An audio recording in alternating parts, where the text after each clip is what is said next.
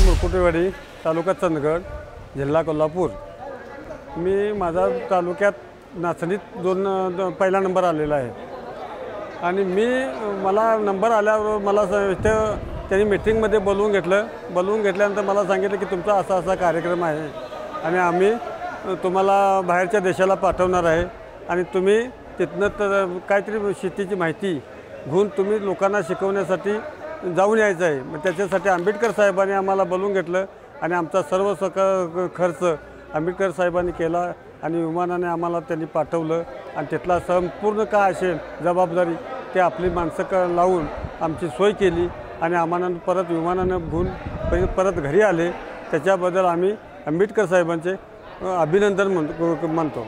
मी तिथं शेती नाचण्याची शेती बघितली, भाताची शेती बघितली, फळावर बघितलं, पण आमच्या इथं आत्ता पावसाळ्यात जे पीक नाही ते पीक तिथं सगळं संपूर्ण आता आंबा तयार आहे, परत मोसंबी तयार आहेत, परत बावची नाचणी हे पिकं सेंद्रिय खतामध्ये तयार आहेत। ही सगळी तिथं पिकं आम्ही तिथून बघून येऊन आता आम्ही सेंद्रिय पद्धतीनं पीक करण्याचं आम्ही आमच्या भागातल्या लोकांना सांगून त्याची सुधारणा करणार आहे।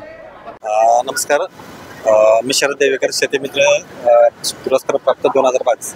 आज आत्मा आणि कृषी विभाग यांच्या वतीने आज आम्ही गेले 5 दिवस म्हैसूर बेंगलोर इथं रिसर्च IIHR जिथं फ्रूट संशोधन चालतं, ज्या म्हणजे इंडियामध्ये जे 5 प्रकारच्या संस्था आहेत त्यामध्ये महत्त्वाची म्हणजे IIHR इथं फ्रूट संशोधन मोठ्या प्रमाणात चालतं।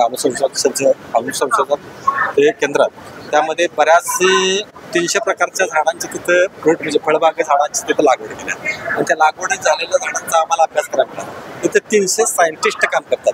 300 सायंटिस्टच्या माध्यमातून बनवलेली जी पिकं आहेत ते आम्हाला अनुभवास मिळाले आणि तिथलं ब्रीड म्हणजे कसं ते तिथल्या ठिकाणी त्याचं सर्च केलं आणि महाराष्ट्रामध्ये त्याचं कसं अनुसंधान करता येतील आणि महाराष्ट्र कोणत्या लेवलला आपल्याला नेऊन ठेवायला पाहिजे। एक आंबेडकर साहेबांची एक भावना आहे की जेणेकरून की महाराष्ट्र किंवा कोल्हापूर जिल्हा हा समृद्ध झाला पाहिजे, हे आंबेडकर साहेबांची संकल्पना आहे आणि त्या संकल्पनेला खरोखर गेली 5 दिवस आम्ही तिथं गेलो, चांगला अभ्यास केला, सेंद्रिय शेती यांचा अभ्यास केला आणि आनंद वाटतं की आम्ही जिथं गेलेलो 55 झालो, खरं इथं आम्ही 550 किंवा 5,500 लोकांना ते आणलेले ज्ञानाची सुधारी वाटणार आहे। हे फक्त आंबेडकर साहेबांच्या संकल्पनेतून झालं आणि आत्मा कमिटी आणि कृषी विभाग यांच्या सहकार्यातून झालं। असेच योग सतत इतर शेतकऱ्यांना येऊन ही ईश्वराकडे प्रार्थना आहे। नाव अजित शिवाजी पवार, राहणार कलनागवाडी, तालुका बुदरगड, जिल्हा कोल्हापूर।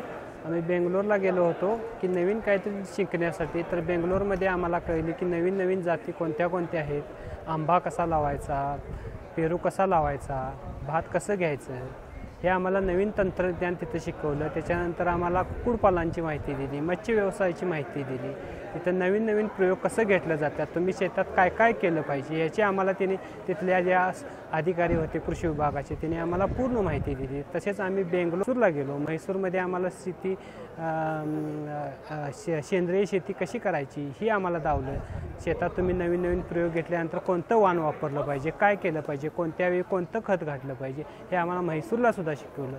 तर हे सगळं श्रेय जातं हे कृषी विभागाची आत्मा ही संस्था आहे, या आत्मा संस्थेला ते श्रेय जातं आहे। त्याच्यानंतर आमचे कोल्हापूर जिल्ह्याचे पालकमंत्री आहेत, हे न भूतो ना भविष्य असं पालकमंत्र्यांनी आम्हाला जे परराज्य दौरा घडवला त्याच्याबद्दल मी त्यांचं धन्यवाद मानतो।